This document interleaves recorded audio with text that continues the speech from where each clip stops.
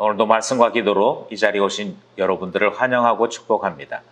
오늘 말씀은 로마서 16장 17절로 27절 말씀, 복음의 교훈을 가까이 하고 악을 멀리하는 성도. 로마서 16장 17절로 27절. 형제들아, 내가 너희를 권하노니 너희가 배운 교훈을 거슬러 분쟁을 일으키거나 거치게 하는 자들을 살피고 그들에게서 떠나라. 이 같은 자들은 우리 주 그리스도를 섬기지 아니하고 다만 자기들의 배만 섬기나니 교활한 말과 아첨하는 말로 순진한 자들의 마음을 미혹하느니라. 너희의 순종함이 모든 사람에게 들리는지라. 그러므로 내가 너희로 말미암아 기뻐하노니 너희가 선한데 지혜롭고 악한데 미련하기를 원하노라. 평강의 하나님께서 속히 사탄을 너희 발 아래에서 상하게 하시리라. 우리 주 예수의 은혜가 너희에게 있을지어다. 나의 동력자 디모데와 나의 친척 누기오와 야손과 소비바더가 너희에게 문안하느니라. 이 편지를 기록하는 나 더디오도 주 안에서 너희에게 문안하노라. 나와 온 교회를 돌보아주는 가이오도 너희에게 문안하고 이 성의 재무관 에라스도와 형제 고아도도 너희에게 문안하느니라. 나의 복음과 예수 그리스도를 전파함은 영세전부터 감추어졌다가 이제는 나타내신 바 되었으며 영원하신 하나님의 명을 따라 선지자들의 글로 말미암아 모든 민족이 믿어 순종하게 하시려고 알게 하신 바 그 신비의 계시를 따라 된 것이니 이 복음으로 너희를 능히 경고하게 하실 지혜로우신 하나님께 예수 그리스도로 말미암아 영광이 세세 무궁하도록 있을지어다. 아멘. 오늘 본문은 로마서 마지막 본문입니다. 이제 길고 길었던 로마서 여행이 오늘로 끝을 맺게 되는 것이지요. 오늘 본문은 16장 하반부 부분인데요. 주일 본문은 16장 상반 부분이었습니다. 자세히 한번 본문을 다시 한번 보시면 16장 상반절에서부터 시작을 해서 인사말이 나와드렸습니다. 그리고 오늘 본문을 다시 보시면 오늘 본문도 인사말이 등장하는 것을 볼 수가 있습니다. 첫 번째 인사말, 두 번째 인사말. 좀 더 정확하게 말씀드리면 오늘 인사말은 두 번째와 세 번째 인사말이 포함되어져 있습니다. 그런가 하면 사도 바울이 로마서를 문 닫기 전에 마지막으로 로마 교회에 주는 교훈, 경고도 포함되어 있습니다. 이제 본문 안으로 들어가서 그 내용을 살펴보도록 하겠습니다. 먼저 기억하실 것은 17절로부터 20절까지가 한 문단인데요. 17절에서부터 20절까지의 문단에서 바울은 로마 교회를 향한 마지막 경고, 마지막 교훈을 전하고 있습니다. 17절입니다. 형제들아, 내가 너희를 권하노니 너희가 배운 교훈을 거슬러 분쟁을 일으키거나 거치게 하는 자들을 살피고 그들에게서 떠나라. 17절에서 확인할 수 있는 것이 두 가지입니다. 첫 번째는 로마 교회가 어떤 교회인지를 확인할 수 있습니다. 다르게 얘기해서 로마 교회가 칭찬받은 것이 무엇인지를 명확하게 다시 한번 점검할 수 있지요. 그것은 주님의 말씀을 잘 배우는 교회, 다르게 얘기해서 주님의 교훈을 빨리 알아듣고 그 교훈을 오래 품고 있는 교회가 로마 교회의 장점이었다 하는 것을 확인할 수 있습니다. 그래서 17절 앞부분에 보면 형제들아, 내가 너희를 권하노니 너희가 배운 교훈을 거슬러 이렇게 되어 있습니다. 그러니까 로마 교회는 하나님의 말씀을, 하나님의 교훈을 끊임없이 배우는 교회로의 특징을 가지고 있는 거 보게 되죠. 그랬던 교회인데 이와 같이 하나님 말씀을 잘 배우던 교회에도 경고할 일이 있더라는 것입니다. 그 경고가 무엇인고 하니 분쟁을 일으키거나 거치게 하는 자들을 만날 수 있다. 그렇게 설명합니다. 분쟁을 일으킨다는 말은 사람과 사람 사이에 나누어져서 다툼이 있는 것을 이야기하는 것이고요. 거치는 것이라는 것은 하나님 말씀을 지금까지 순전하게 순종한 것에 비해서 의문을 들게 만들고 좀 고민하게 만들고 시험 들게 만드는 그와 같은 행위들을 두고 이야기하는 것입니다. 그러니 교회가 한마디로 콩가루가 되는 것이지요. 싸움터가 되는 것입니다. 희한하게도 교회를 그렇게 만들려고 하는 사람들이 있다는 것입니다. 그래서 사도 바울은 엄하게 경고합니다. 모든 사람들과 더불어 화평해야 되는 것이 그리스도인들의 기본적인 마음입니다만 교회의 평화를 깨뜨리고 하나님 말씀대로 사는 일에 거침을 주는 그와 같은 자들에게서는 떠나라, 그렇게 말씀합니다. 교제하지 말라는 것이고요, 상종하지 말라는 것입니다. 그럼 그 사람들이 어떤 사람인지 어떻게 알 수 있느냐? 18절 말씀합니다. 18절, 이와 같은 자들은 우리 주 그리스도를 섬기지 아니하고 다만 자기들의 배만 섬기나니 교활한 말과 아첨하는 말로 순진한 자들의 마음을 미혹하느니라. 아주 명확하게 구분합니다. 이 사람들은 신앙인이 아닙니다. 신앙인이란 예수 그리스도를 믿는 사람들이고 예수 그리스도의 말씀이 절대 표준이 되는 사람들입니다. 내 생각이 그렇지 않더라도 주님 말씀이 그러하다 그러면 주님 말씀대로 되는 줄 믿습니다. 그게 신앙인이 가지고 있는 가장 기본적인 특징이지요. 주님께서 나를 사랑하셔서 말씀하신 것이니 당연히 주의 말씀이 진리입니다. 이게 신앙인의 특징인데 이 사람들은 주님을 섬기지 아니합니다. 주님 말씀을 듣지 않는 것이고 주님께 자기 자신이 종되었음을 선언하지 않는 것입니다. 그리고는 도대체 이 사람들은 누구를 섬기느냐? 자기 자신이요. 성경 말씀에 보니까 자기들의 배만 섬긴다. 자기 자신을 섬기는 거예요. 자기가 주인이 되었고 자기 주장이 옳고 자기 체면이 중요한 사람들이 되은 것입니다. 이 사람들이 하는 일이 두 가지 일을 합니다. 하나는 교활한 말과 아첨하는 말로 성도들을 미혹하는 일을 합니다. 이것이 중요하죠. 여기서 교활한 말이라고 하는 것은 사람들을 넘어뜨리는, 유혹하는 그와 같은 말들을 교활한 말이라고 그럽니다. 이것은 예수님만 바라보고 신앙만 이야기하기로 되어 있던 교회가 어느 날 어느 순간 저 사람은 저 사람 편인 것 같지 않아? 너는 목사님이 누구를 좋아하고 누구는 미워하는 것 같아? 뭐 이런 이야기들요. 그래서 너는 누구 편이야? 너는 누구 말이 옳은 것 같아? 이렇게 되어지면 어느새 교회는 신앙만 이야기하는 곳이거나 주님만 섬기는 공동체가 아니고 정치가 판을 치는 곳으로 바뀌기 시작합니다. 정치가 판을 친다는 말은 사람이 우상되고 사람이 주님보다도 더 중요하게 여겨지는 것이죠. 예수님이 당신에게 배신하거나 당신을 섭섭하게 한 일이 없지 않습니까? 예, 맞습니다. 주님은 저에게 섭섭하게 한 일이 없습니다. 그런데 저 사람 꼴 보기 싫어서 제가 교회 안 나오겠습니다. 그게 바로 이겁니다.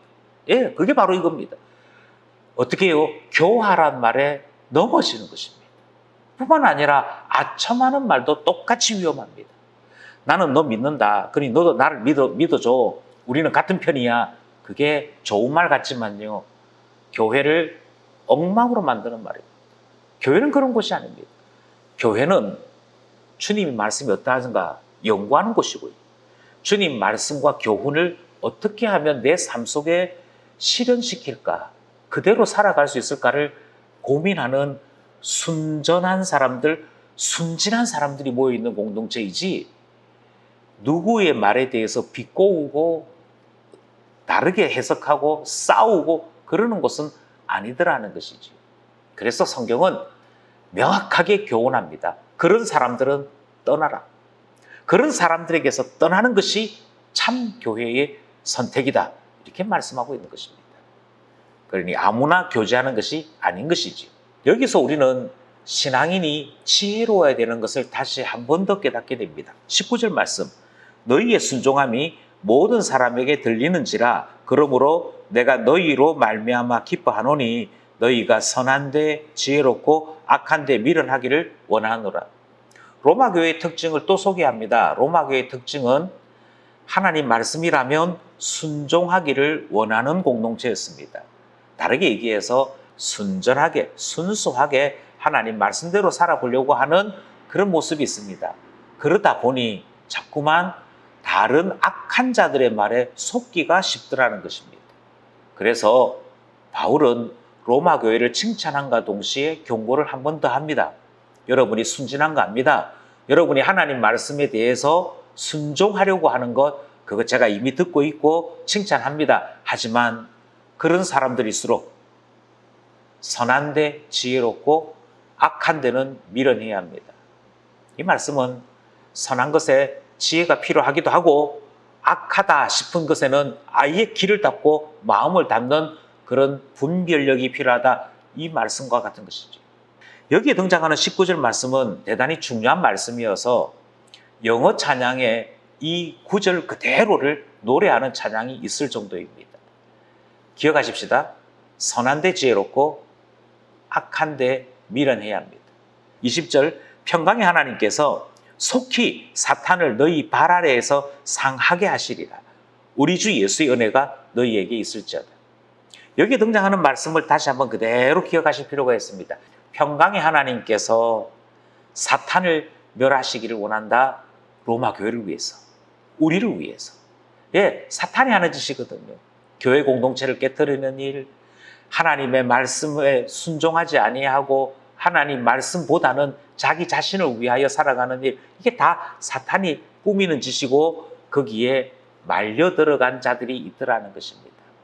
그래서 맨 마지막에 기도하기를 평강의 하나님께서 속히 사탄을 깨뜨려 주시기를 기도하는 내용, 축복하는 내용이 담겨져 있으면서 바울의 마지막 권면이 끝을 맺는 것입니다.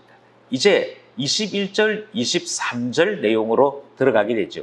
21절, 나의 동력자 디모데와 나의 친척 누기오와 야손과 소비바더가 너희에게 문안하느니라. 이 편지를 기록하는 나 더디오도 주 안에서 너희에게 문안하노라.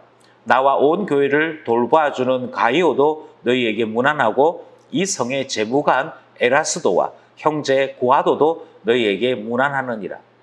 16장 시작할 때 이미 인사말이 등장해드렸습니다. 인사말이 등장했는데 21절에 보면 또 인사말이 등장을 하거든요. 21절에 등장하는 인사말은 바울의 인사말이기보다는 사실은 이 편지를 대필하고 있는 더디오의 인사말이라고 봐야 할 것입니다. 우리는 이 21절로부터 23절의 짧은 본문 안에서 먼저 바울은 팀 사역을 했구나 하는 사실을 깨닫게 되지요. 발견하게 되지요. 그러면 왜 바울이 직접 기록하지 않고 더디오가 필요했는가? 이유는 간단합니다. 그것은 아마도 바울의 안질이 좋지 아니하므로 이 당시에 편지 쓰기가 어려움이 있었기 때문이 아닌가 생각을 합니다. 바울이 건강이 좋지 않는 상황 속에서도 사역이 계속될 수 있도록 팀이 항상 받쳐줬다 하는 사실도 확인할 수 있는 것입니다. 이 짧은 본문에서 확인할 수 있는 또 하나의 사실이 있는데요. 이 로마서는 고린도 교회에서 기록했다 하는 것을 확인할 수 있습니다. 그것은 23절 내용에 보면 나와 온 교회를 돌봐주는 가이오가 등장을 하는데 가이오는 고린도 교회와 관련이 있는 사람입니다. 역사적으로 검증된 사람은 이 성의 재무관 에라스도라고 하는 여기에서 확인이 됩니다. 이 성은 기록하고 있는 곳을 말하는 것인데요. 이 성의 재무관 이름이 에라스도다라고 소개되고 있습니다. 이 에라스도는 고린도 성의 재무관이었습니다. 이것은 로마 문헌에도 기록이 남겨져 있는 아주 분명한 사실이고요. 따라서 우리는 23절 내용을 살펴볼 때 바울이 2차 전도 여행이 끝났을 때쯤 고린도 교회에 헌금을 거두러 가면서 로마서를 기록했다라고 생각하게 되는 것입니다. 이제 25절로부터 27절입니다. 그리고 로마서 전체의 마지막 문단이지요. 25절로부터 27절은 송령입니다.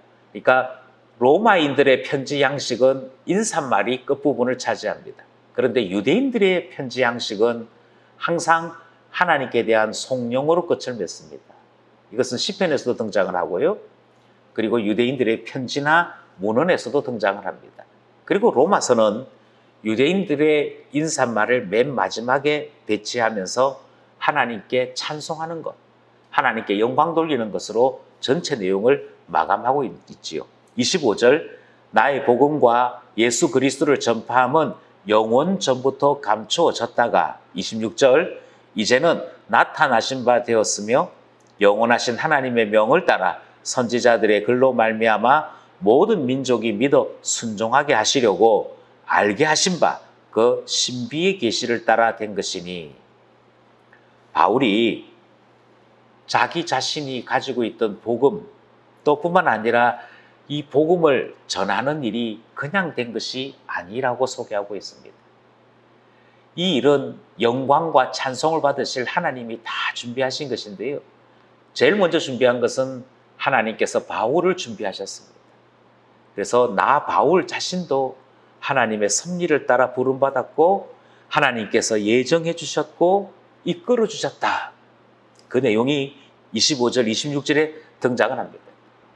뿐만 아니라 이 복음 또한 선지자들의 글에 이미 나타났었고 선지자들의 글에 이미 나타났을 뿐만 아니라 이 놀라운 복음의 신비를 알게 해주시는 바울을 깨닫게 하게 하시고 다른 사람들도 깨닫게 하시고 그래서 복음을 믿고 전하는 모든 일들이 다 하나님이 하신 일이다. 그 내용이 25절, 26절이죠. 그게 바로 나의 복음이고 예수 그리스도의 복음입니다.